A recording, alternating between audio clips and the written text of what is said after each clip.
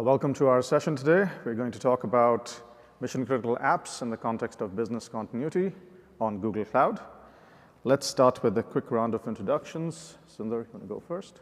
Everyone, good morning. I'm Sunder Parameswaran. I'm part of the product team at Google focused on infrastructure resilience and platform reliability.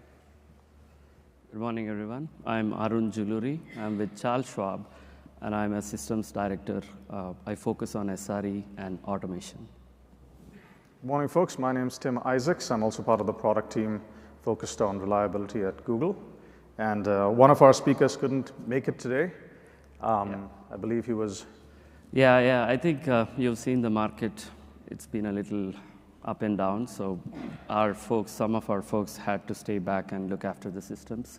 So yeah, that's more important, right? So yeah, he couldn't be here, but he helped me a lot with preparing this presentation. So thanks, Uttam. Wonderful. All right, so I'm going to be your MC for the next 15 minutes, and then we will switch to other speakers and then wrap with Q&A at the end.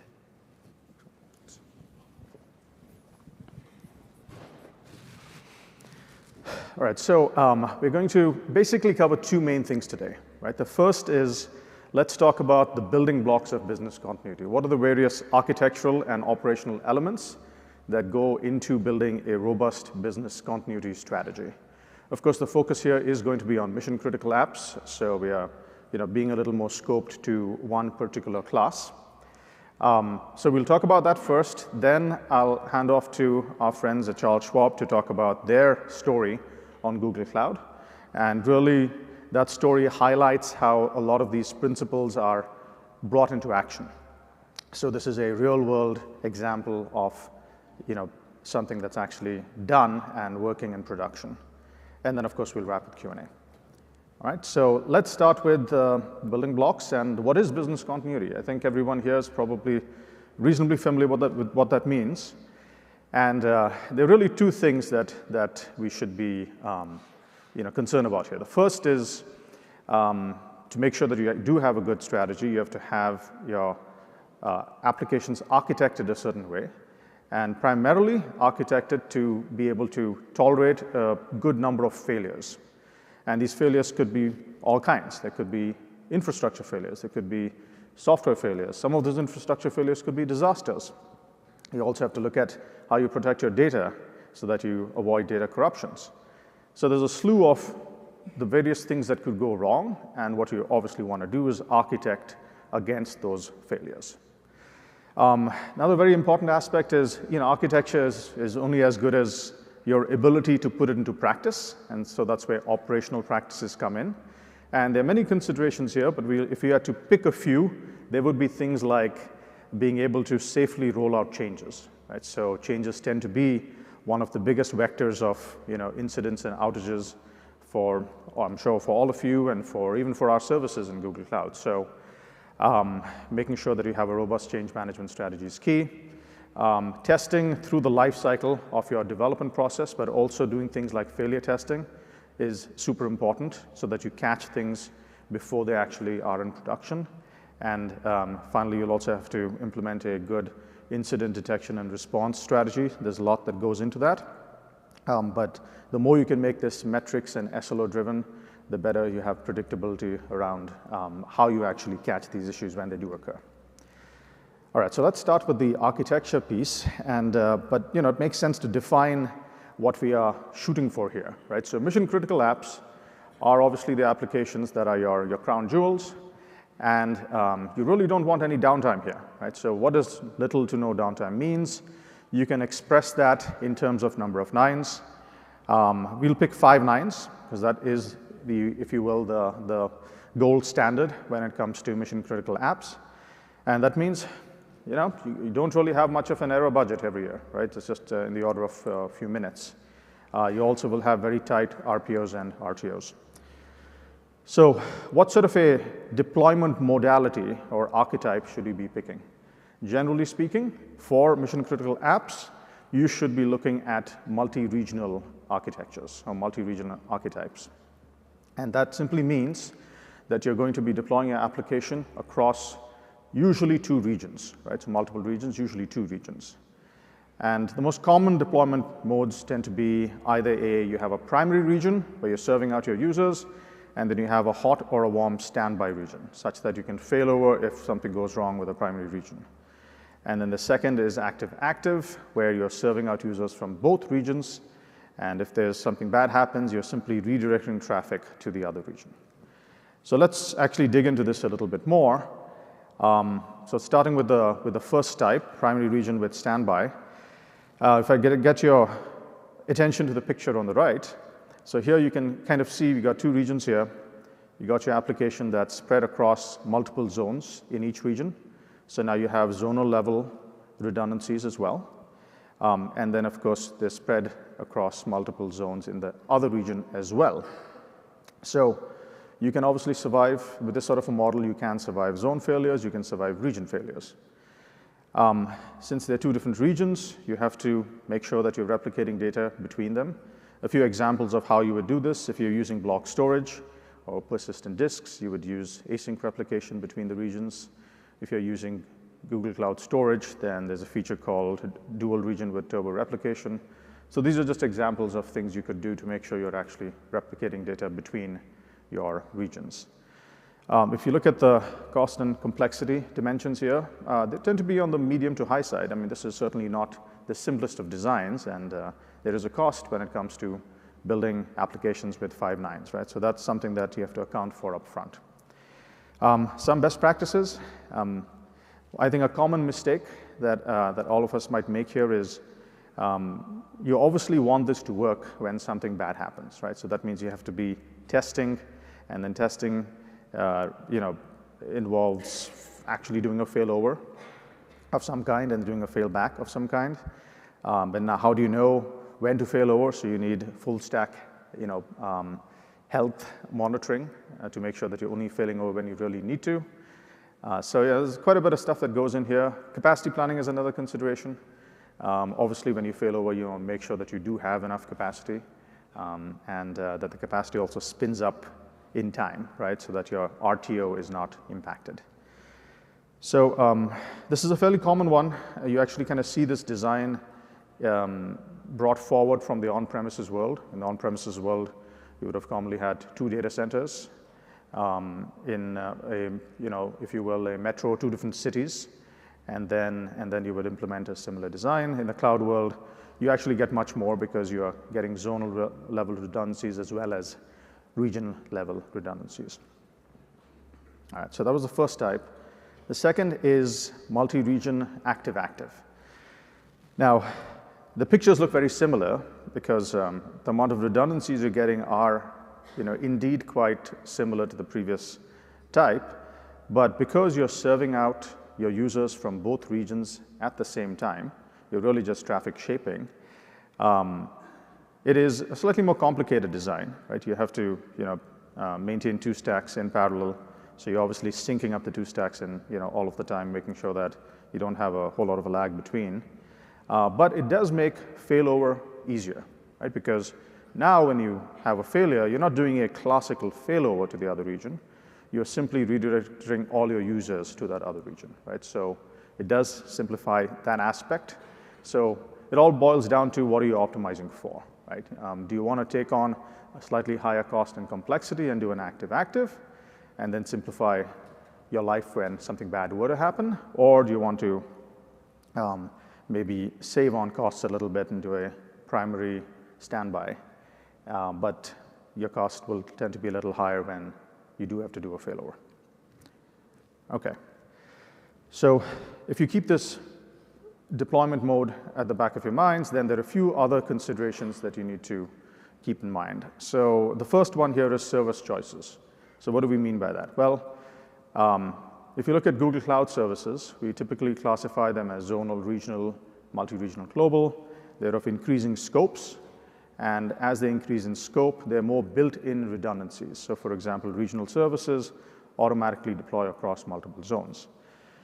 Now, not all services are available in all variants, right? Many a time, some services are only available as multi-regional or global, or only available as regional. So depending on your architecture, you're going to be picking maybe a mix of these. And then you just need to consider that, hey, look, in some cases, I'm getting built-in resiliency from the service itself.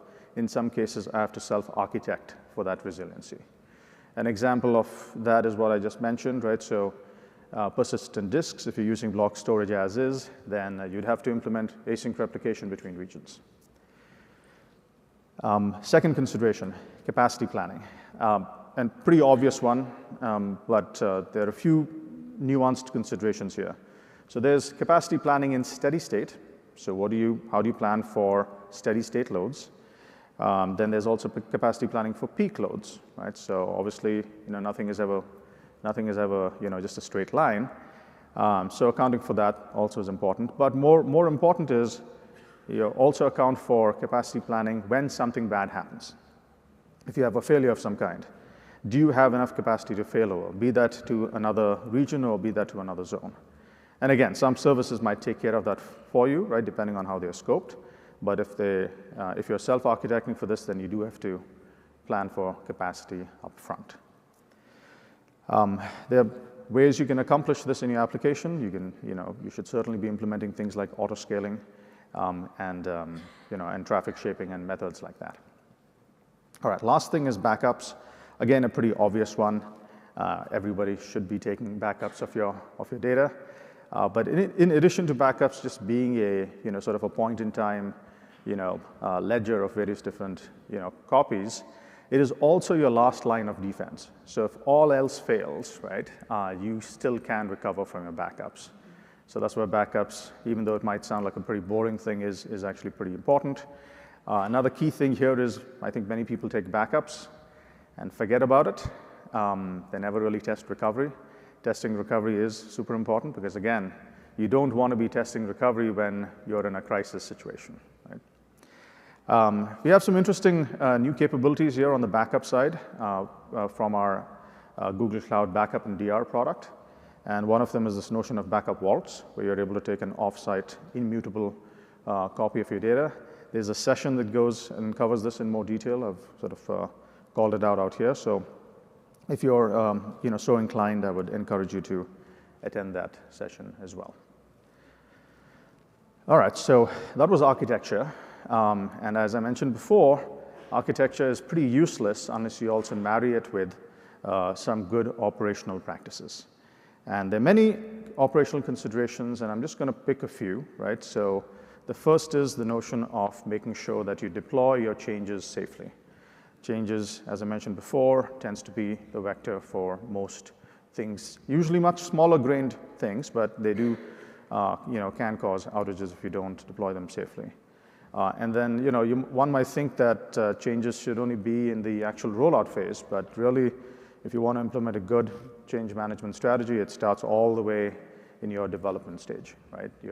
How your coding standards, how you're doing coding, how you're testing various aspects, and then you finally advance to the right and do progressive rollouts.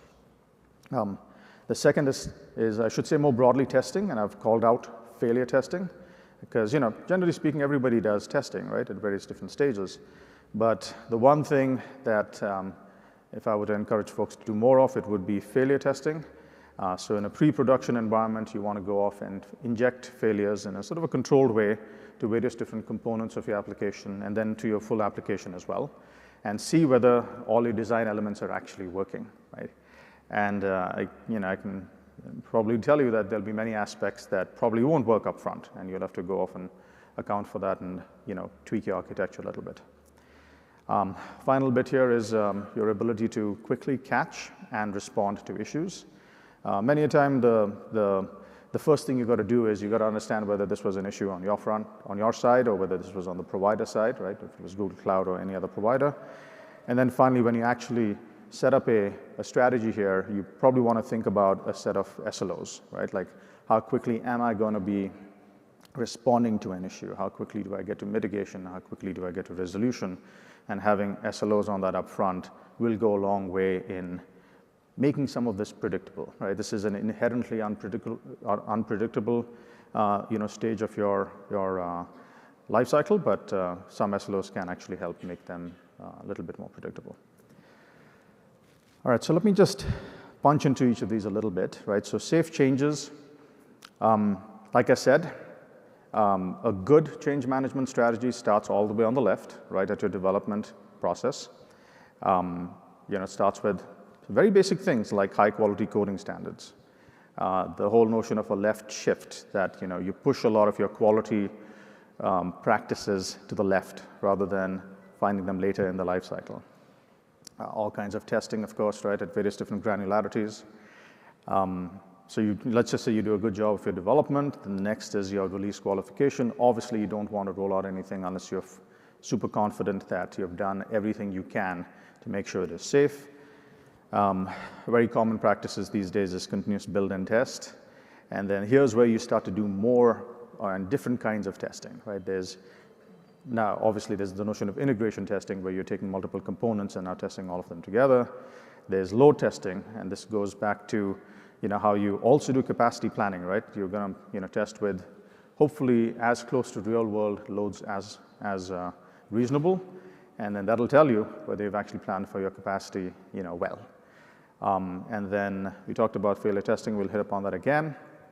And another key piece here is, so there'll be many instances where you actually do a rollout and you find that, oh no, it was actually a bad change, something went wrong. You need to be able to roll back quickly, right? So again, testing that rollback, not just the capability to roll back, but testing that rollback is going to be super important. How did we come up with a lot of these, by the way? Is because this is what we do at Google Cloud for our services, right? So I'll talk about that in just a second, but the final stage here is safe rollouts, right? So your rollouts should be progressive, right? If that's the one thing you want to take away, it should be that, which is rollouts should be progressive. You don't ever want to roll out to your entire fleet at the same time. You want to do it progressively. Obviously, there are many different methods and techniques here. You can do, you start with canary portions of your fleet. You do what they call blue-green deployments. You can do A/B testing to check to see whether a portion of your fleet is okay with this new change. And then along the way, it's super important to have monitoring and supervision so that if anything goes wrong, you're catching it, and then you're doing a rollback. I have linked a paper at the bottom. It's a public paper. It's a simple, you could just do a search and say, Google Cloud's approach to change. And everything that we have discussed in these last 2 minutes on safe changes is covered in a lot of detail. And that's exactly how we do it at Google for all of our services. So if you're curious about how we do this, that's the paper to read. All right, so talked about safe changes. Now let's talk about failure testing. I'm homing in on this a little bit because this tends to be an ignored portion of the overall testing framework. And here the idea, of course, is to do controlled fault injection to understand how your app behaves when such things could actually happen in the real world. And there are two dimensions here. The first is you're going to go and fail some component of your application, right? So, failing a compute instance, failing a disk, failing a GKE or a Kubernetes cluster, failing a load balancer, right? So you're trying to break certain portions of your application. So that's one approach that you should take. The second is you also want to test if your entire application can withstand some sort of failures or disasters, right? So now in that case, what you want to do is group a set of resources, right? Basically your entire application or your entire project, and try to go off and fail that, right? So that would now simulate a larger scoped failure, like a zonal failure or sometimes even a regional failure. I would encourage that these are done in pre-production, and when you get really good at it in pre-production, then you can start messing around in production. The production obviously is going to be a super high bar, right? So pre-prod is where most folks do this. All right, last thing here, incident detection and response is super important. It's a large topic. We're not going to do justice to it here, but I do want to call out one thing. So the first thing you obviously need to do is understand whether it's you or it was the provider, right? So that's like the first, branch in your triage. And we do provide two different surfaces for this, right? So there's the personalized surface, what we call PSH. We also have a session that covers this particular area in more detail. And this will tell you if you're impacted by anything, right? So it's a more personalized approach to telling you if there's an emerging incident coming along or if something that might impact you. And the dimensions here typically is, hey, it's a service that you're using or it's a region that you're using. There's several different things that kind of personalize it to your context. And then we have the more broader cloud level dashboard called CSH, which now tells you about failures that are more larger in scope. So that's probably the first thing you would do when something were to go wrong. Hey, is it me? Is it Google? I can look at these surfaces and make a quick assessment and then go further into your diagnostics. Okay, so if I were to just briefly recap, we talked about architectural pieces that need to be considered and designed for, and then we talked about a few operational elements. I'm now going to hand off to our friends at Charles Schwab to actually talk about how they put all of these principles into action.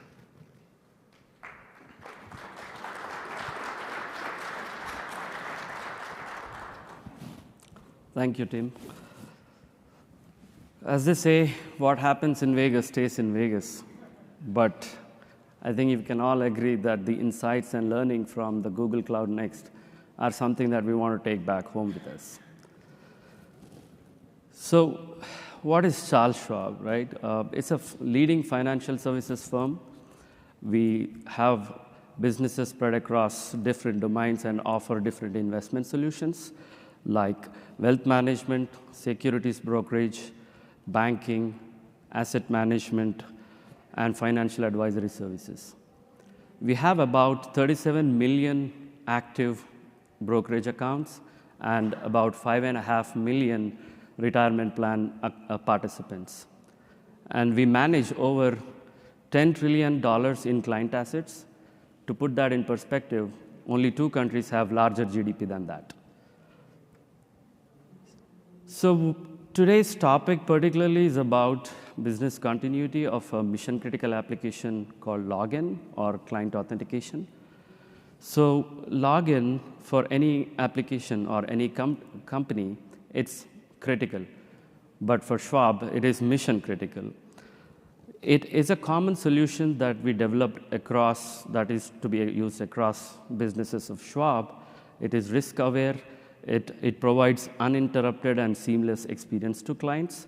And it also is a supporter of the demand and the sustained and surge demand of the logins. As you've seen in the last few weeks, the markets have been very volatile, and we could only support with the resilient systems that we have. And we could not have done it without help of a lot of teams in Schwab. Like there are a lot of teams that kind of help us move to the cloud, like the enterprise architecture, security, networking teams, I&O. A lot of teams kind of helped us migrate. It was not one single team's effort. Then why did we move to cloud? So our primary drivers, apart from the benefits that we typically get in the cloud migration, which is scaling, agility, flexibility, we also had business continuity, growth and scalability, and business enablement as important factors that that helped us move to cloud, or that made us move to cloud. So we want to be more resilient and more available, and can gracefully handle black swan type of events like GameStop event or a meme stock event, right? Like it is very hard to predict those kind of events. So we had to be agile and faster to scale up and scale down to the market needs. And then we also want to take advantage of pay as you go, right? We don't want to over provision it or under provision the system. So we had to do more better at that. And then we also had business enablement factors, considering like the on-prem limitations, whatever that we generally have, and then the advantage of using the ephemeral environments, like creating and destroying the environments as you need to do any kind of testing, and then also have a single pane of glass of observability across cloud and on-premises. And another important factor that we considered moving to cloud was the cloud that enables the faster and power the innovation that we want to achieve. So how did we prepare for it, right? Because preparation is more important than the actual migration. So yes, we had our preparation very rigorous and extensive. We spent a large amount of time preparing for the migration because there was no room for error. Some of the aspects of cloud were relatively new operational landscape for us, but it was not entirely new. It was relatively new, so we had to take careful steps before moving to the cloud. And some of the important ones that I will be highlighting in the upcoming slides are like multi-layered resiliency, security posture, safe rollout, scalability, and observability, and the incident response. Well, so the first step of our preparedness was planning, obviously. So the planning was meticulous and comprehensive from applications to operations. So the modernization of the application started a few years ago. It was not a month's effort or so. It was planned well ahead in advance. Like we know that target state, and we started modernizing the application stack, getting ready for our cloud. So we analyzed, we did a deep analysis, and then with proper strategy and planning, we started making moves. Then we ensured some defensive coding practices are in place to ensure the resiliency and fault tolerance at the application or the workload level as well. And then the capacity needs, as Tim was mentioning, it's very important to understand how your system is going to behave when X amount of load is put on it. And you need to plan for various types of capacity like resources, machine types, network allocations, bandwidth, storage, and what kind of compute you want to use. Like you want to go with the GKE or Cloud Run. All these analysis has to be done when you're doing the capacity planning. And then resiliency, of course, is the front seat of the whole preparation. We had to do an in-depth analysis on various aspects of system software architecture before implementing the solution. So the DR strategies, HA, which I'll be talking about in a minute, and then service availability, storage and data consistency, which is the data replication mechanisms, and security posture, things like that. And operations is definitely not an afterthought. It is something that we had it in mind all the way. So a very good observability and incident response mechanisms and strategies are really important for resilient systems and then to quickly fail back and fail over to any issues. And then controlled and predictable maintenance schedule for not only your applications or your services, but also the cloud and the vendor products is very important. So that planning was also very helpful. So the multi-layered resiliency. Resiliency is something that you'll have to think about, like each and every layer of the architecture of the system and the application. So it's of paramount importance, as you can see. Like that's a no-brainer. So our goal in Schwab was to ensure one single cluster in one region can handle 100% of the load. So we did a thorough and in-depth analysis of each and every layer, like I was saying, to understand what are the breaking points, what are the bottlenecks, what is it that we have to understand to make our systems more resilient. So the deployment architecture or archetype that we followed was more like active hot standby in cloud, and then we also have on-premises presence, which acts as a warm standby. So we have multi-region in cloud and multi-region in on-premises as well. So in cloud, we can survive multi-zone, multi-region failures, and also cluster-level failures as well. It's a GKE cluster. We use our workloads are deployed to GKE, and the data replication mechanisms were also very important. The asynchronous replication between the regions and scheduled snapshot within the cloud, and then again, asynchronous replication between cloud and on-premises. All these are important considerations for building the resilient systems. And then we also have at the application level some resiliency built in the system, right? Like the blue-green deployments that we spoke about, Tim spoke about, are like very crucial to do a faster and quicker rollbacks. And then when it comes to setting up workload resiliency, we also looked at different aspects of availability, like pod disruption budgets, topology spread constraints, and isolation of resources like secrets, etc. So I wanted to put a slide for security as well. Yes, it may not be directly related, but it is very important for Schwab because we are a financial firm. We have a strict regulatory, legal, operational, and security controls that are put in place by various organizations. So we have to make sure that our security is of paramount importance, and we don't have any disruptions to the clients. So we designed an in-depth, stringent security strategy for security. So few critical elements of that security posture are like cluster security, where we have private clusters and shielded nodes, GKE nodes, and then enforce strong IAM policies. Network security is an important thing. We have a colleague of ours who's going to be talking about how to, the best practice of cross-cloud security tomorrow. And then image and supply chain security, like GKE binary authorization, to ensure that there's no tampering of the images, and workload security, data encryption at rest, and transit. We use CMEC for more control of our data keys.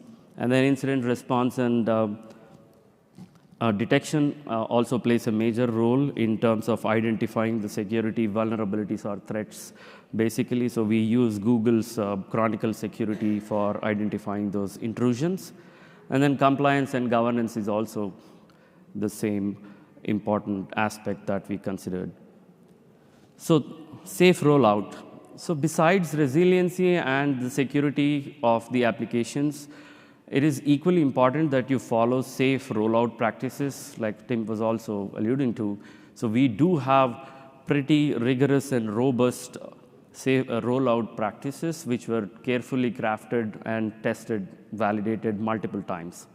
So the rollouts were progressive and controlled, and majority of it, as you can see, a lot of resiliency, a lot of thought has been put into the design, and it adds complexity to the system. So we had to have a lot of automated end-to-end solutions so we can repetitively do the failovers and failbacks and rollbacks, everything under a couple of minutes. So that was very important for us. And then game days exercises are one of the important aspects of our rollout strategy. It helped us. Like, it's more than just a DR drill. It's more like getting people together, like all the partners, stakeholders, everyone, getting to sit with you, understand how the system is going to behave and how the team is going to behave. So this helped us validate resilience, identify weaknesses, and then enhance collaboration between the teams, and then also increase the confidence in the team so they know exactly how to react when there's a situation. So other key considerations apart from these were like scaling, observability, and incident response. Scaling, yes, we have the default, the auto scaling that comes up with the pods, like the pod auto scaling, HPAs, and then cluster auto scaling. But besides that, we also have implemented what we call scheduled scaling, which is something that will prime our systems and make them ready for the market to make sure that it can handle the capacity.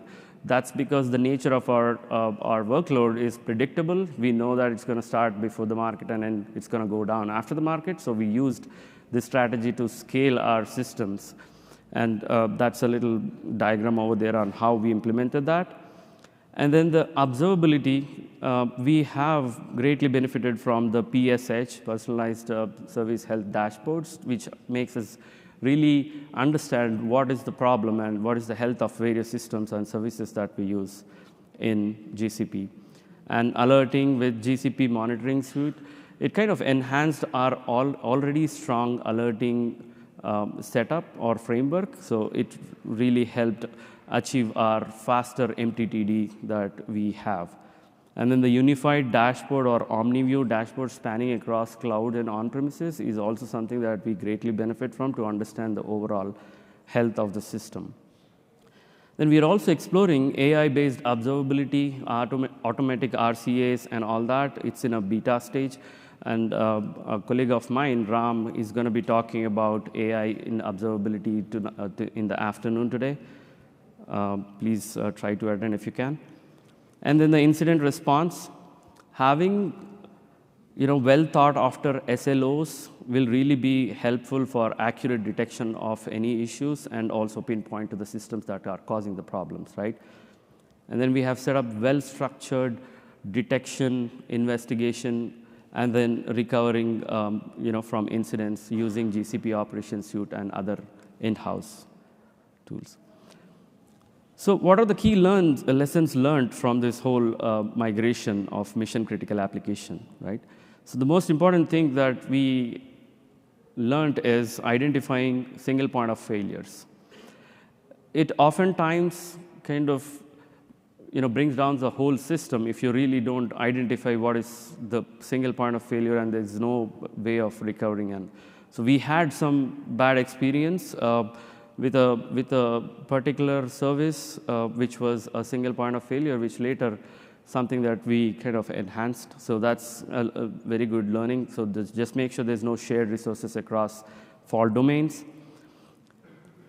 And understand the cloud design and architecture bottlenecks, because the cloud is not, it's a black box for some of us, and it is a black box of certain services. So try to understand exactly what the service has to offer, what machine types it uses underneath, and what CPUs and memories it can offer, and things like that, so you can design around it. And also apprehend the maintenance windows for each cloud service, and then plan for it, and try to utilize the exclusion windows, inclusion windows, and everything when you plan for currency and patching. That's very critical as well. And make sure you have some kind of rollout of a sequence of rolling out those changes. And the repetitive and frequent failover, failback, and chaos testing or the game day exercises are something that we highly recommend. That's something that we really helped over achieving the resiliency that we have today. And then establish channels with the with the stakeholders, understand how to get them on board when there's a problem and there's an incident, and how to get them on board. And optimization efficiency, it's a continuous process, right? Like it's not a destination, it's a journey that matters. And what's next? So we are looking at making more resiliency improvements. We are looking at identifying the fault domains and the shared resources, things that need to be taken care of, and enhance the data replication techniques that we have, and then probably use multi-cloud for higher resiliency, and then improve app resiliency as well. So there's some design optimizations being considered as well. Like we are looking at Google's rollout sequencing for cluster upgrades. And then FinOps, it's very important that we analyze and keep a track of your operational costs. So that's also something that we are looking at. And of course, I could not have closed the presentation without talking about AI. So AI-enabled observability and investigations are something that we are looking at, which will probably, which will make us, achieve our faster MTTR and MTTD. Yep, that's it. Thank you.